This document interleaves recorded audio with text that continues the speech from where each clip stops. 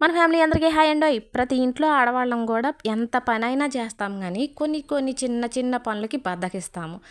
నేనైతే ఇంట్లో 2 పనులకి బద్ధకిస్తానండి. ఎంత పనైనా చేస్తా. ఇంట్లో ఎంత పనైనా చేస్తా, తోటలో ఎంత పనైనా చేస్తా. కానీ 2 పనులంటే నాకు బద్ధకం. మొదటిది ఏంటంటే గిన్నెలండి. గిన్నెలు బండెడు గిన్నెలైనా తోమి కడుగుతాను. కానీ కడిగిన తర్వాత అవి నీళ్ళు పూర్తిగా శుభ్రంగా తడి ఆరిపోయాక కబోర్డ్‌లో సదరాలంటే బద్ధకం అండి. ఇకపోతే మీరు అనుకోవచ్చు, ఇద్దరు మనుషుల కోసం ఇన్ని గిన్నెలు ఎట్లయితాయి అక్క అని. అవుతాయండి. ఉదయం టిఫిన్ చేసిన దగ్గర నుంచి భోజనాలు రెడీ చేసుకొని క్యారేజీలు తోటలోకి గట్టుకెళ్ళి మళ్ళీ సాయంత్రం వచ్చాక ఇవన్నీ కడగటం కాబట్టి ఎక్కువే ఉంటాయి.